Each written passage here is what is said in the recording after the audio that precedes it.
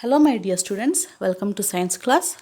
In the previous video we have learned about combustion and the materials required for combustion.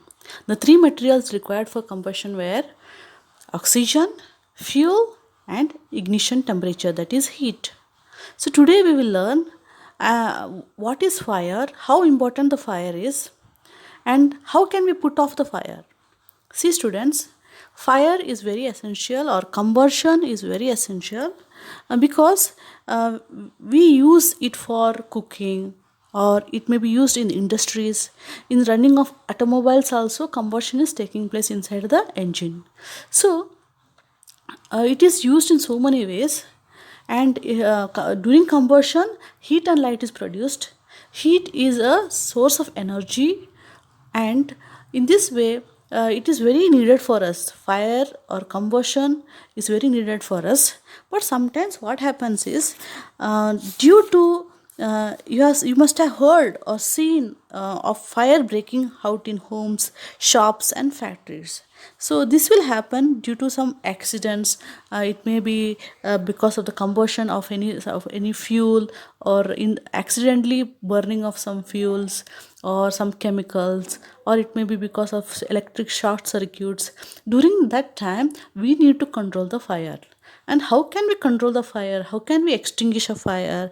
Especially you know that whenever such situations happen we have to call the fire brigade, and when they arrive they will be putting the fire extinguishing. And what are the materials they use for putting off the fire, we will see. So how can fire be extinguished? Fire can be extinguished by removing the combustible substance, that is fuel, cutting off the supply of oxygen, reducing the temperature of the fuel below its ignition temperature. See students, this you can see here fuel, oxygen and ignition temperature. So these were the three requirements needed for combustion.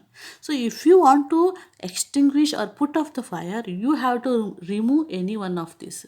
Either you have to remove fuel, or you have to cut the supply of oxygen, or you have to reduce the temperature of the fuel, that is the ignition temperature of the fuel should be reduced. So this any of these three things if you do, you can put off the fire. So the first method is by using water. You can use water for controlling fire. How we can use and for what materials we can use, we will see. Water is the most common fire extinguisher. It can be used only when the materials like wood, paper, etc. are on fire. Water cannot be used if electrical equipments are on fire because water conducts electricity and harm those trying to put out the fire. See, using water is a good method, but we have some limitation. We cannot. This is not adequate for all types of fuel. Okay, there are so many types of fuel. There are the fuel may be in the form of liquid, that it is a petrol, oil, or any such things. It may be okay. It may be a gas or something. But see here, it is told that water case used to materials like wood, paper, and it cannot be used for the fire caused by electrical equipments because water is a good conductor of electricity, and water will conduct electricity to the person who is pouring the water. So that is why it is very dangerous. So and also water cannot be used to put off out the fire caused due to oil and petrol, because oil and petrol is the oil and is having very low density compared to water. Okay, that is why the oil and and these fuels like petrol, diesel and all, they will be floating on the water. We have seen that. Okay, so when you put a oil on the water, if you put means oil will float in water. So that is why these fuels will float in water, and even though if you put the water sinks down and the oil and the few other fuels, liquid fuels will float on the water and it will start burning. So there is no need of putting water to such kind of fuels. So that is why the water is having some limitations. Next, and in what way it is helpful, water? Water is an excellent extinguisher when it comes to paper and wood. So what does the water do? Water cools the combustible substance below the ignition temperature. So what the water is doing is it will bring the ignition temperature of fuel down. So it will decrease the ignition temperature of the fuel. Only especially if the fuel is wood or paper. So it brings down the ignition temperature and the combustion is stopped. Water vapors also surround the flame so that the supply of oxygen is cut off. So this water vapor surrounds the flame and the supply of oxygen is cut off. So water can cut out the supply of oxygen also by covering the water vapor around the flame, and also it will bring down the ignition temperature. In this way, water can extinguish a fire caused due to the burning of wood and paper. You can see these are the bigger hose pipe, and through this you can extinguish the fire. Next is by using carbon dioxide. So carbon dioxide is the best extinguisher. So carbon dioxide is the best fire extinguisher to put out fire caused by inflammable materials like oil and petrol, and also electrical equipments. So carbon dioxide is the best way of fire extinguisher, and I think you have seen the carbon dioxide cylinders. Okay, nowadays this carbon dioxide cylinders is compulsorily it is put in the schools, in the hospitals or any buildings. This is must according to the rules, according to the government rules. There should be a fire extinguisher in a building. So especially we can see these carbon dioxide cylinders and all installed in the buildings. So how carbon dioxide is extinguishing the fire? See here, carbon dioxide is heavier than oxygen. So carbon dioxide gas is heavier than oxygen. Hence, it covers the fire like a blanket. So whenever you spray carbon dioxide onto a fire, this carbon dioxide gas covers the fire as a blanket, and it will not allow oxygen to enter inside the fire. See here, it will cut off the supply of oxygen. So it cuts the supply of oxygen. Carbon dioxide, being heavier than oxygen, covers the fire like a blanket and cuts off the supply of oxygen. So if oxygen supply is cut off, then no fire. There will be no combustion. So if you cut off any of the three necessary material needed for combustion, the fire will be put off. So here carbon dioxide is cutting off the supply of oxygen, and this is how the carbon dioxide works. So it is acting as a blanket and protects and prevents combustion. So carbon dioxide is the best extinguisher. Carbon dioxide will not support burning. Carbon dioxide is stored at high pressure as liquids in cylinders. So this is also a plus point for carbon dioxide, that this carbon dioxide gas can be stored in cylinders.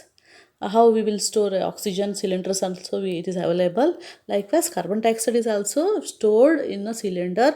And how we are storing these gases in the cylinder is under high pressure. When we store this carbon dioxide or these gases, it becomes liquid. So carbon dioxide is converted into liquid, and we can store this liquid inside the cylinder.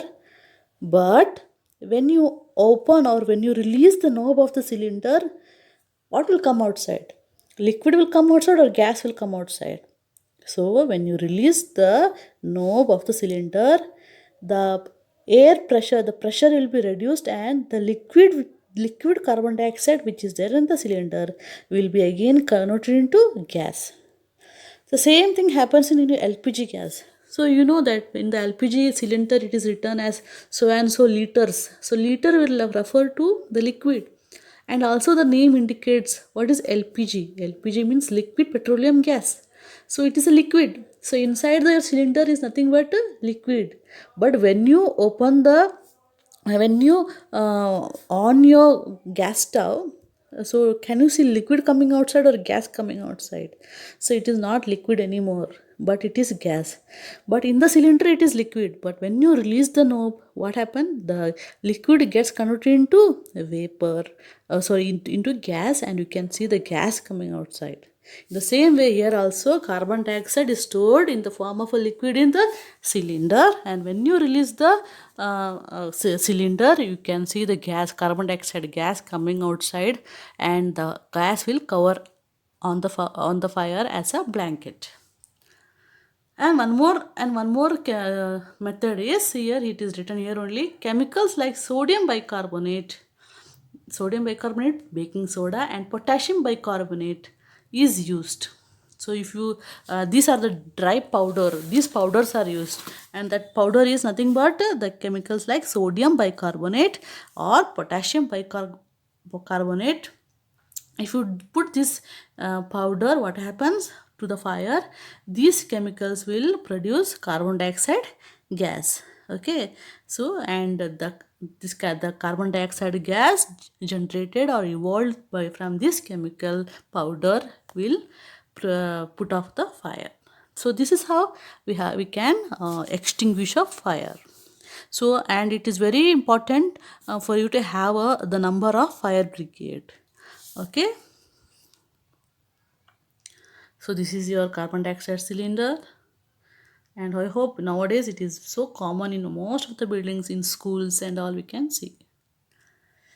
Next is we will learn about the types of combustion. So type of combustion is very easy. There are three types of combustion, that is rapid combustion, spontaneous combustion, and explosion. What is this? It is very easy to understand. So here rapid combustion means this is the combustion in which the substance burns rapidly and produces heat and light. See here, combustion always produces heat and light.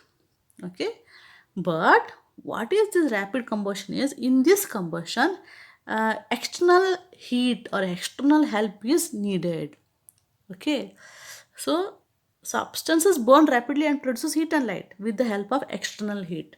Example, burning of LPG. So if you want to burn the LPG stove, so if you open the knob of the cylinder and the gas stove, only the hissing sound of the gas or the smell of the gas is known. Okay, we can only smell, and we can only hear the sound of the gas. But what we have to do, if you want to burn the gas, you have to light the lighter, isn't it? We have to lit the lighter, isn't it?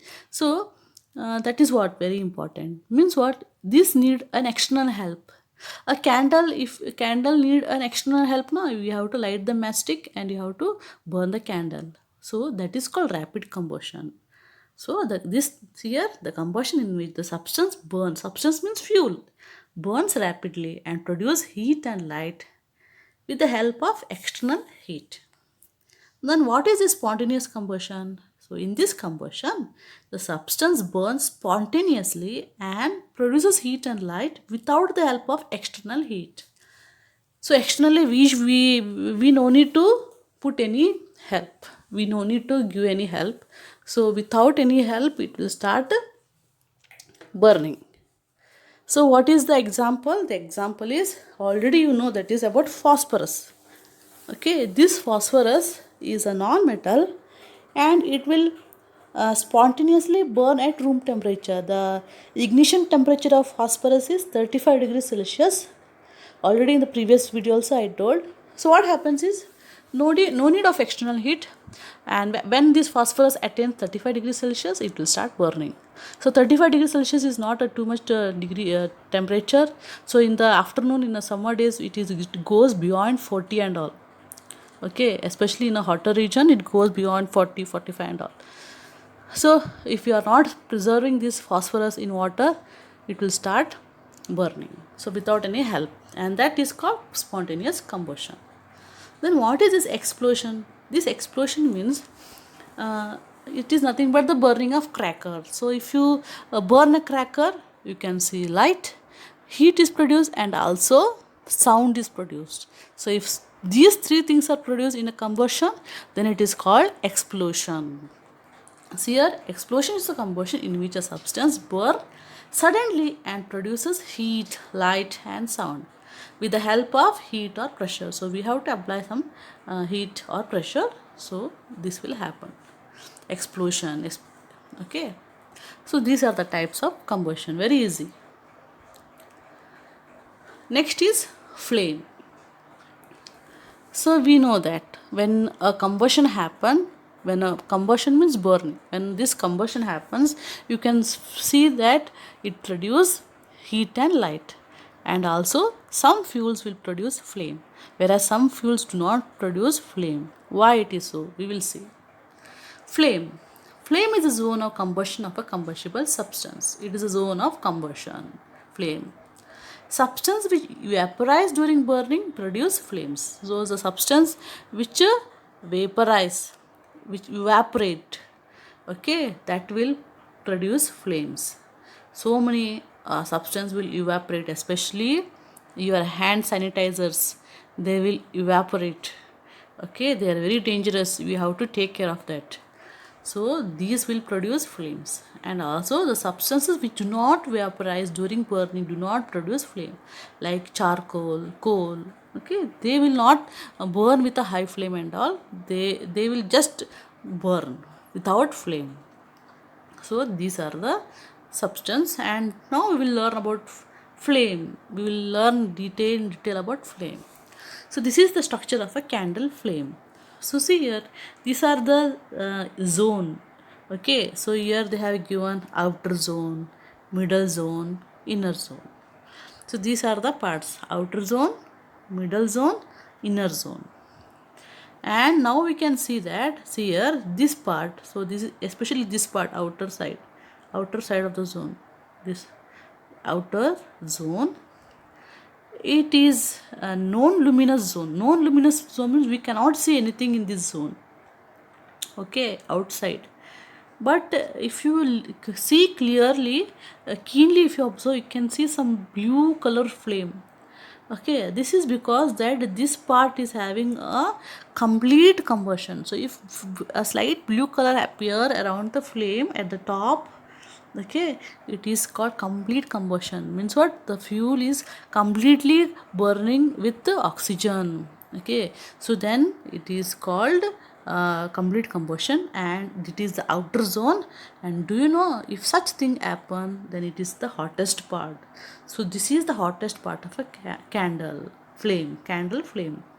So whenever anyone asks you which is the hottest part of a candle flame, very soon we will think that maybe this part is the hottest, but actually this is this part, the outer side of the flame, this part at the tip is the hottest part.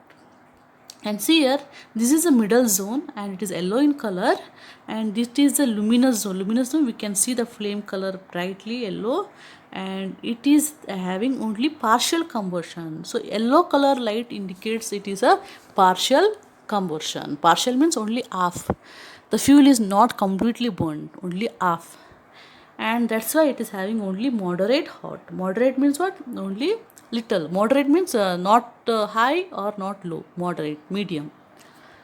And this is the inner zone, and it is black in color, slightly black in color. Black color flame is produced because of unburned wax vapors, because it is the combustion is not proper. It is unburned. It is producing some residue. If combustion is occurring, it won't produce any residue, and it is having, that's why it is having the least hot. So when we were small, we used to move our fingers between the candle flame here, but it was not getting our fingers was not harmed. It was not getting harmed, or okay, it was because of the least heat. But we cannot place our finger here because it is too much hot. So this is about the candle flame. And when you learn about this, we have to understand that when you burn our LPG gas, okay, so you can see a blue color flame. That means that the combustion is complete, okay. And also the vessel placed on the LPG gas stove will not produce, and you can see the base of the vessel will not produce any unburned, unburned what you can carbon particles. For example, if you place the vessel on a wooden stove, okay, especially a kerosene stove, or the if the fuel is a wood, okay, what happens, you can see a black color carbon particle or soot particle, it is called, will be accumulated around the vessels. It is because that fuel will not completely burn with oxygen. If a fuel burn completely with oxygen, it will not produce any residue. That is why we always tell that CNG is a cleaner fuel compared to your petrol, diesel and all. You can see the vehicles will emit so much of black color smoke, and that black color smoke is due to incomplete combustion of the fuel. But whereas the CNG will not produce any kind of black smoke, it is a cleaner fuel. That's why some of the government, and especially in the India itself, Delhi government or some of the state governments, they have recommended to use CNG as the fuel to prevent air pollution. So this is what we have to understand. And structure of the candle flame, we already told there are three structure zones here: outer zone, middle zone, inner zone. In outer zone, it is the complete combustion and it is the hottest part, and it is a non-luminous part. In the middle zone, partial combustion occurs and the flame is yellow in color and it will produce moderately hot, and okay, then in the inner zone is produce unburned vapors of the fuel and it is black in color and it is having least hot. And what is this goldsmith doing here? See here, the goldsmith will be having a long metal pipe, okay, and he will be blowing through the pipe. And what he is doing, he is allowing that the hottest, the hottest flame. So where is the hottest flame? The tip of the candle will be having the hottest part of the flame, and he is directing that hot flame onto the gold or silver, for the gold or silver to melt. So whenever when you visit a goldsmith, you have to see that goldsmith blow the outermost zone of the flame with a metallic blowpipe for melting gold and silver. So if possible, I will introduce the video also. Okay, so till here we will learn, and hope you understood this. Students, if you have any doubt, don't hesitate to ask me. And also, I want to tell one more thing, that in the exam, the first question, which is the artificial silk, the answer is rayon. By mistakenly in the answer, when I pressed nylon, and the answer became nylon there, and that is a wrong answer. The correct answer is rayon. And most of them have attempted the exam, and some of them have scored very good marks. I felt very happy that they have studied it. Okay, this time they have studied the lessons, and I hope that even the revision video was helpful to you. Okay, so keep learning. Thank you. Bye.